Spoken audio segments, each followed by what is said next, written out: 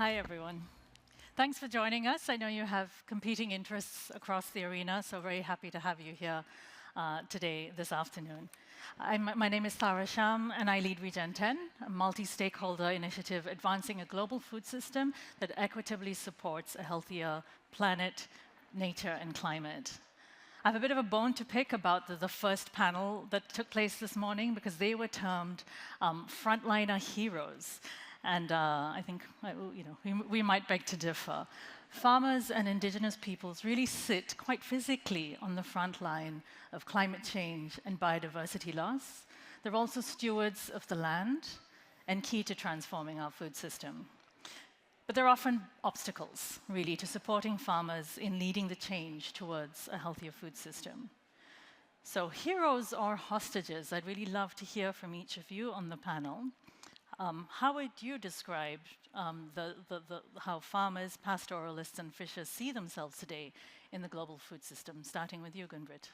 Well, first of all, I would say we are heroes because as a Saami people, we are still here, and we still maintain our lands and cultures in a sustainable manner. But we are also hostages due to the national food authorities restricting our cultural food products to reach the market, as they are not following the regulations that are put in place. And we are hostages because we see an immense renewed rush to exploit our lands to serve the society at large with non-renewable resources for green transition, and I fear now also increased militarization. So there is always a new argument to encroach our lands. And I want to also emphasize, we did not spare our lands for others to waste. Thank you. Beth. Thanks, Tara. My name's Beth Bradley. I work for a global dairy platform, so I represent dairy farmers. I'm not a farmer myself. I think we all live with a set of values, and there's two values that I see in farmers all around the world, no matter where I visit with them, and it's humility and discernment. And I think because of that humility, they so often don't let people know that they are the heroes. So we know they're heroes. The reason we can all sit in this room right now is because we're not out tending our fields or harvesting or raising our animals. They are doing it for us, and so here we are. So we know they're heroes, but we don't often hear them say they're heroes. I often do hear them say they feel like hostages, because they're hostages to volatile markets, unpredictability, weather patterns that can't even be predicted, extreme weather events, and often political policies that are put on them, but without their voices at the table. So I just want to actually, because I heard this was to be engaging, I just want to pose 3 questions to the crowd to think about. 1, what are you doing in food system transformation? And as you think about what you're doing, because I'm sure you're all doing something, you're action-oriented people, will it affect a farmer? If you think it will, the last question is, have you talked to one today? If you haven't, I think you should, because then they will no longer feel like hostages, because you will have spoken to them. So they're wearing these pins, we all have them, they say farmers and fishers, go find one, and then they will feel like heroes instead of hostages. Thank you. Clarice. Yes, first of all, thank you for having me here. I'm sitting here representing our network, which are small-scale farmers, fishers, pastoralists in 16 countries in Asia. So yeah, I would say also we feel that we're both. For example, we feel that yes, we are heroes, but in paper and in documents. For example, the International Treaty on Plant Genetic Resources for Food and Agriculture, Article number 9, which is about farmers' rights. The parties the agreeing parties recognize the enormous contribution of local and indigenous farming communities when it comes to the conservation and development of plant genetic resources, which is actually a pillar of our food system. So there's that recognition in paper. And the same thing with the UN Decade of Family Farming, which will end in 2028.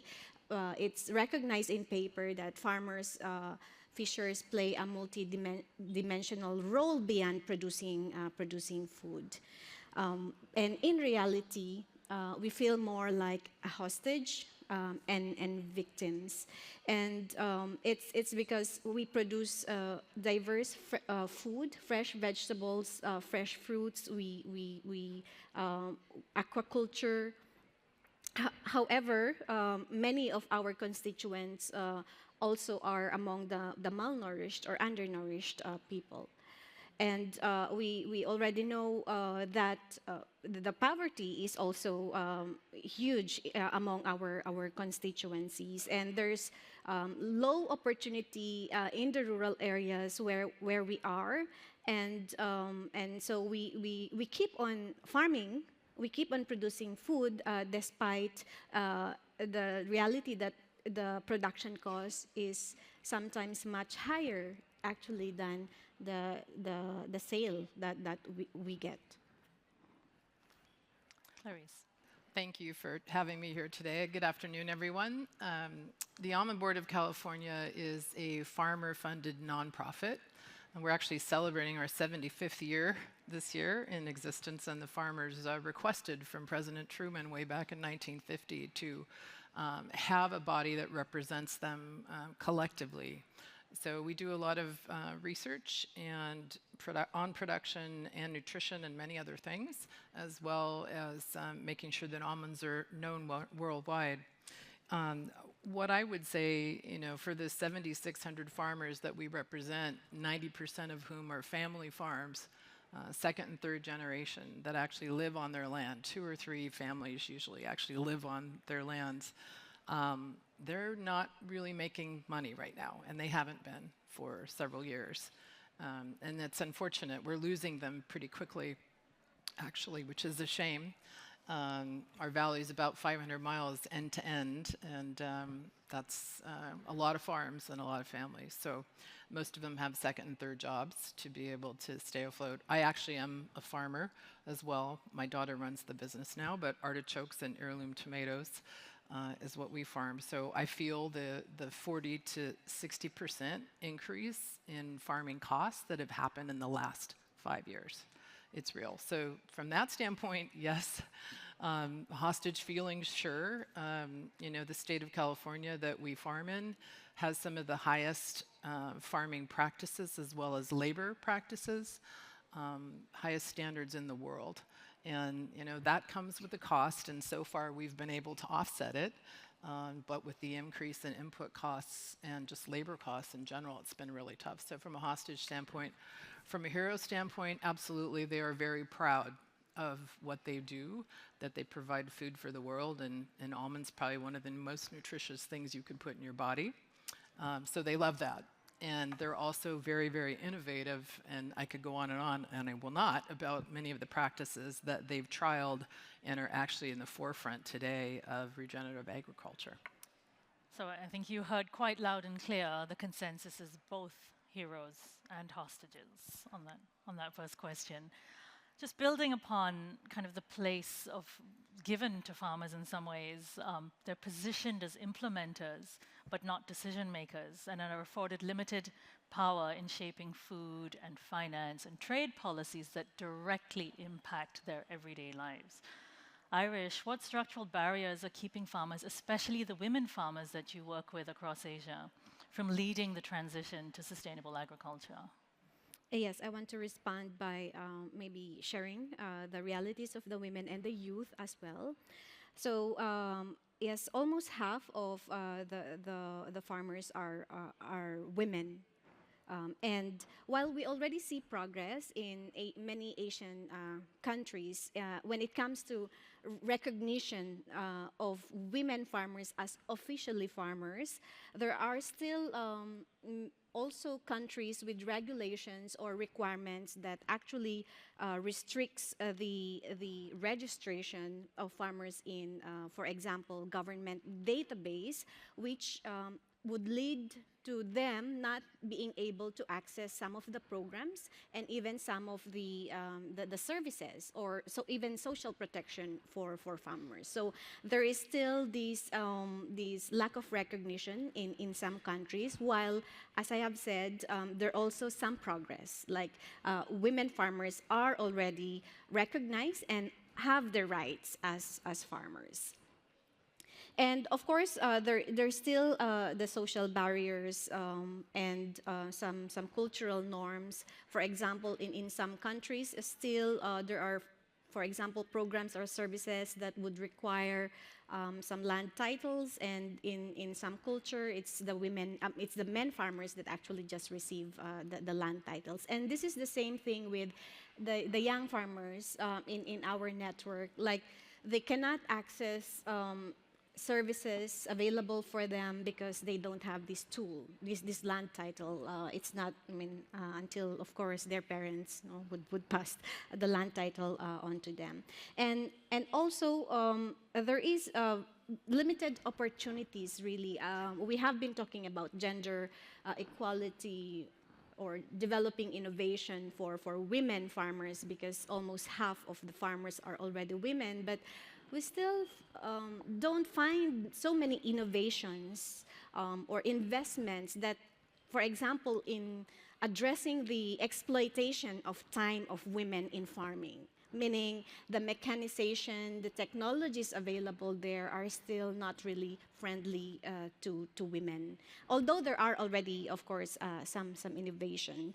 And yeah, also there is very limited investment, maybe in R&Ds or participatory research to actually engage women and identify what the women are doing within the value chain or within food systems. Very low investment in the crops that are under the control of women. Most of the investments are directed at staple crops, which is very political crops, and very little investment on the underutilized, for example, species that are actually the crops of women. Very little investments on nuts, on fruits, on vegetables. Just building on that, Gunn-Britt, from the perspective of Arctic indigenous peoples, what are the structural challenges, just building on what Irish has talked about, that impact sustainable local food systems? Yeah, thank you for that question. I would like to start off by sharing that core value in most of the Arctic indigenous peoples I have met, and in the Saami culture for sure, is the respect for the whale, the reindeer, the seal, or the ptarmigan, and the fish that gives its life to us, or to you as a human. And this is a relationship between the human and the animal, like my brother Ken Paul explained in the previous panel before the break. And our part of this deal, our responsibility in this deal, is then to use every part of the animal that gives its life to us. And a core lesson is that we should not let anything go to waste. And waste is not only at the end of the food chain, but already in the production line, before it is becoming a piece of what you eat. And I think talking to the barriers, the present food authority and their regulations, there's a system there that makes edible products considered waste, even before it is kind of produced. So one of the reindeer herders from my region said that more than half of the reindeer, when it's going to the slaughtering, the formal slaughtering process, is wasted before it is produced to food. So I think we have to address not only food waste, but also the waste that happens in the up front in the food production line. I was very happy this morning to see Christine sharing blood brownie. That was actually very delicious. But I was surprised to see how many of these brownies were left on the plates after they were passed around. So I think we have to teach, and I don't know how to do this, and this is a crowd of people who know how to do this. Consumers need to learn that blood products, hooves, eyes, and all intestines and liver from fish and all these traditional food products that are not allowed on the market should be something we eat in the future. That will help us as I'm not a reindeer herder myself, but it will help our food products, our core values to respect the animal.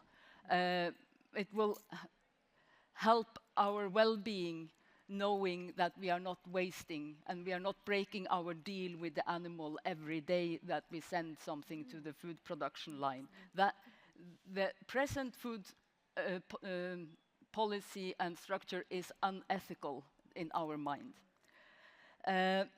So we need to learn consumers to consider other products and not only the fillet as healthy, sustainable, and just food. And with that comes also to co-produce knowledge about indigenous people's food systems together with indigenous knowledge holders. And this is a call to scientists to prevent decisions made and regulations being made based on bad science, because I think it's science that has informed the food policy, and if the food policy is not good, the science must be not good either.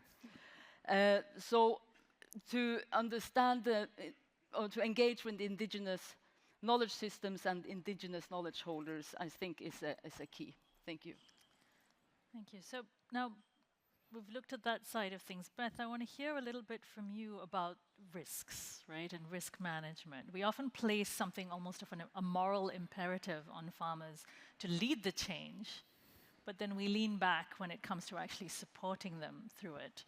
So Beth, what can value chains or markets do to share risks and costs with farmers making sustainability shifts? Yeah, I really appreciate this question, and I feel in some ways you've answered it in the question itself. It's the value chain. So I see so much emphasis placed on production and consumption, which puts it on the back of the farmer and the consumer. So we can give the farmer a cow, and we feel really good about ourselves because now she has a cow and she can provide for her family and her neighbor's family. And often we pat ourselves on the back and walk away, or we put in a school feeding program. I was at the Communities for Action Day of Action yesterday, and we all agreed, all of us, on the value of school feeding programs. But what happens when the money goes away, when you don't have the funding for that? It's gone, because we have to invest in the hidden middle and share the risks along the entire value chain. So yes, give her the cow and then build the infrastructure for transportation and for cold storage and for packaging and processing and movement and all the things that made the food we're eating possible today, and then put it into feeding programs. And so how we can do that, that's just one example, is with political will, right? You have to put in the policies that support the entire value chain, and you have to invest in that. And we all have to be invested in in-chain value solutions. There's actually a lot of solutions already there not being tapped into. So the farmer can't fix what you eat, and the consumer can't tell the farmer to lose money to make sure that your diet's healthy. So let's all work together across the entire value chain and invest politically and financially in building stable systems that can last, so that we really can have a robust, holistic food system in every part of the world. Well, excellent segue also to my next question. Oh, okay, good. So that's for you to build on, Clarice. You know, it's all well and good to say grow differently, but if there's no market for the product, why should anything really change for the farmer? So, you know, what are the most effective market signals that you've seen to incentivize farmers to adopt regenerative or sustainable practices and value nature? I'll say it's a journey. Somebody mentioned sprint versus marathon earlier today. In the US, we have organizations like us. It's a federal marketing order. There's checkoff programs, things that are in place to try to help farmers be innovative and move forward. And that's been very helpful in that, you know, we do research that's peer-reviewed, academic, scientific, all of the things to make sure that it's true and it's accurate, because part of what we do is help farmers understand what might be better for their farming practices. It's up to them, but there's a lot of options out there and they aren't all equally valuable. It's very hard to evaluate. Actually, a lot of our ideas come from our farmers and then we go research it and build on it and create even more options for them. But one of the examples that I wanted to talk about is just pollinators.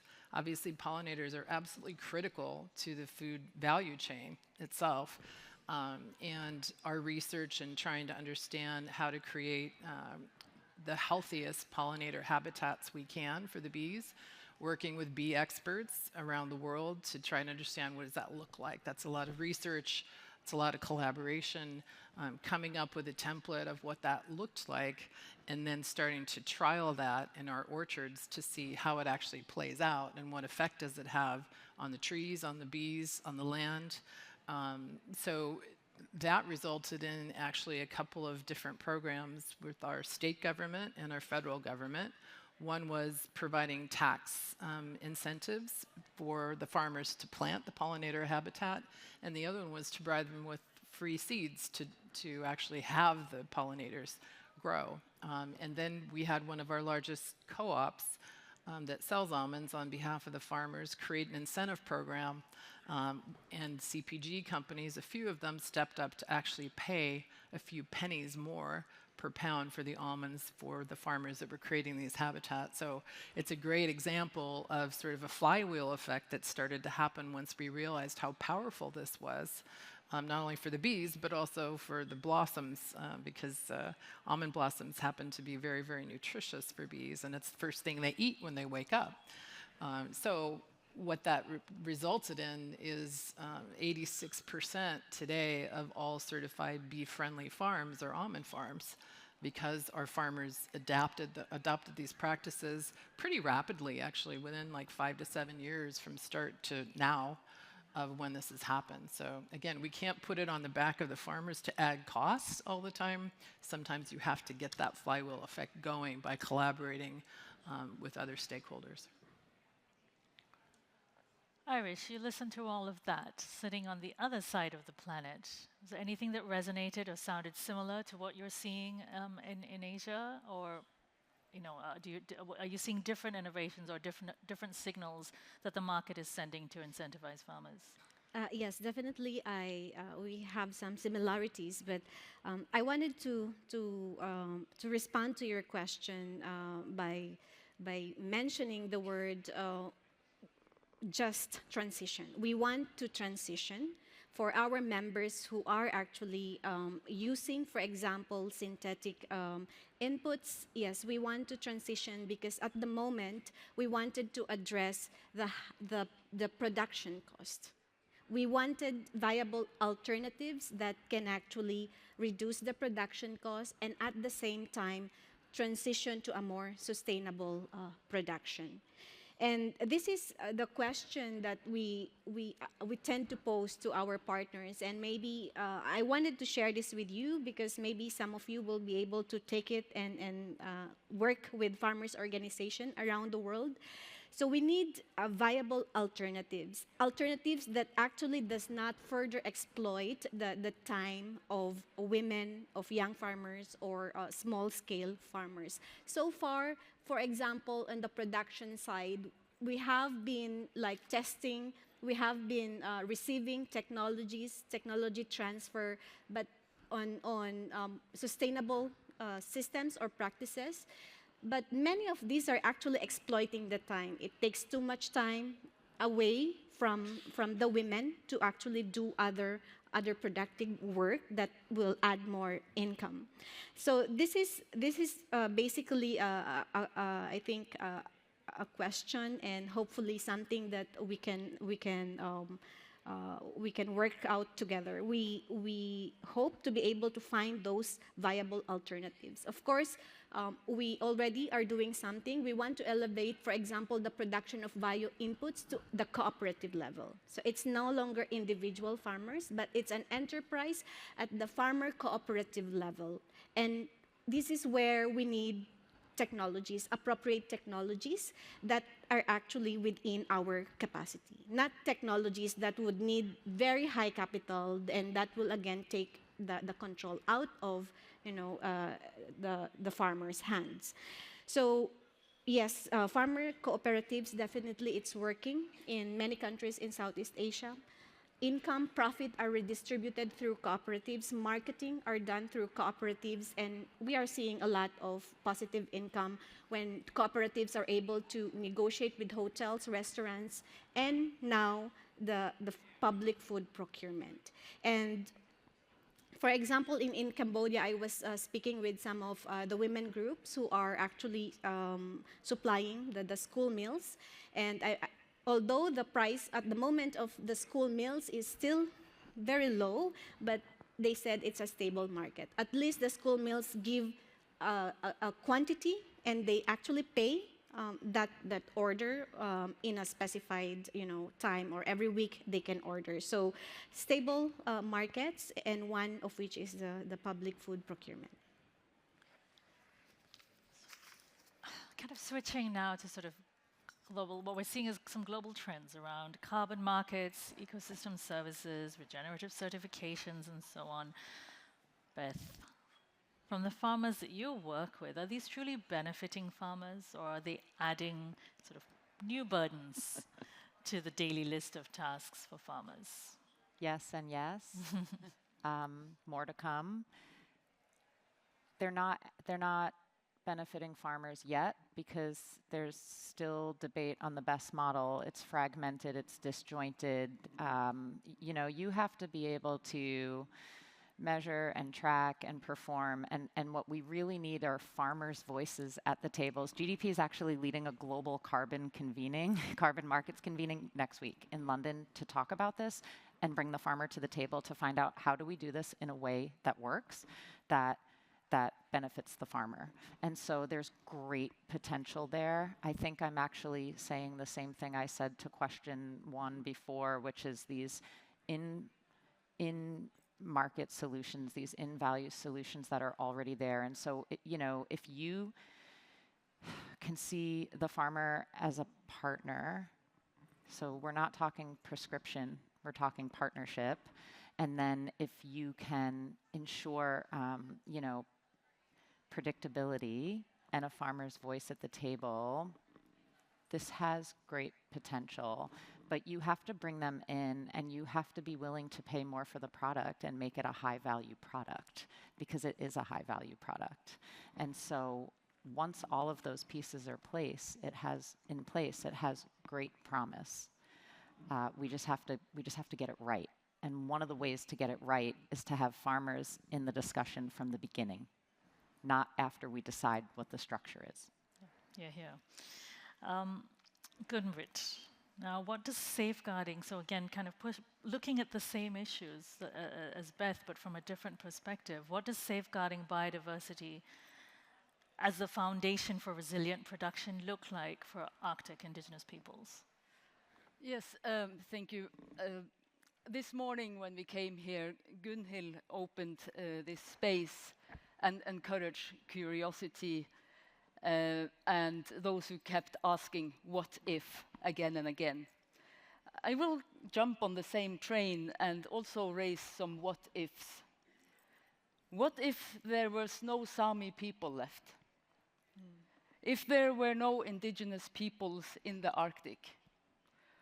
what if there was no other ecosystems or no other indigenous peoples left in the other ecosystems or parts of the world? And what if the state continue responding to every challenge and addressing it with further nature destruction? Where would we as indigenous peoples go? And fragmentation of lands which is a big challenge in our part of the world, it will impact our food security. And I would answer your question by saying, so if our rights as indigenous peoples are protected and we are part of the decision making that impacts our cultures and our foundation for our cultures, which is land and food, we will also be able then to take responsibility to continue to protect the land. So, yeah, I was just inspired by Gunhild and was kind of offering this thought experience of what if those who have protected and guarded the lands and nature and biodiversity are at the word of distinction many places on the earth. It's an excellent, powerful callback to this morning's discussion. Now, with the minutes that we have, I'm going to ask you to fast forward. So it's 2035 now. The five of us are back up here in Stockholm, reflecting on progress over the decade, a few extra gray hairs as well. What is one transformation that you absolutely want to be happily reporting back on? And by that I mean, what's the one action? And by no means do I want to be reductionist or suggest that there are silver bullets. We've heard many times today there are no silver bullets. But what's the one thing you hope when we're all back here in 10 years that you no longer need to advocate for? That you no longer need to be debating about because it is the norm? If you could be brief with our couple of minutes, just take about half a minute to just walk us through what the future looks like for you. I would say zero waste.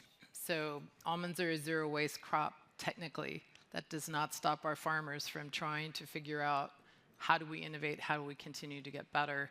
One of them figured out, this is particularly for perennial crops, right? Our trees live 25 years. What do you do with that tree at the end of a 25-year life? It's been capturing carbon its entire life, 30 million metric tons a year to be precise for the state. You can't put that back in the environment, so we're now grinding up the trees and putting them back in the soil, right? But it didn't show up organically until a farmer figured it out. But whatever is left in an orchard or on the floor of a farm should have value in the value chain. And there are ways, to your point, to create it. And I think we really have to focus on that as a society, and looking to the farmers to figure it out and looking to other parts of the value chain, I think is very important, and incentivizing it. Yeah, Clarice? for me it would be farmers' institutions, farmers' cooperative as a way to actually increase our agency. So we hope that we come up with more evidence that it's actually through farmer collectives, cooperatives that really addresses power asymmetries in the food system. It allows us to negotiate, to co-create technologies, innovation. There's already a previous, I think, Lancet report on increasing farmers' income, and it's linked with farmers' cooperatives or farmers' associations. So we need, we hope in the next 10 years we have more evidence and we don't need to convince financing to be directed to farmers through cooperatives, organizations. Farmers are recognized, celebrated, and thanked for their contribution to the 3 pillars of healthy, sustainable diets and food systems, nourishing the world, contributing to environmental sustainability and livelihoods. We have 1 billion people that depend on dairy for their livelihoods. We have 600 million people living and working on dairy farms and another 400 million up and down the value chain. That is a huge contribution to livelihoods, and I don't want to have to defend that anymore. I want people to thank the farmers for doing that. the last word there. Thank you. I hope that we don't need to discuss the barriers, the present barriers in promoting indigenous people's food cultures. And I also wish there was no blood brownie left when it was served. All right, well, thank you, everyone. I think you got the message. Talk to a farmer before you make any decisions about farmers. Once again, another applause, because you clapped through my last line for everyone. Thanks all.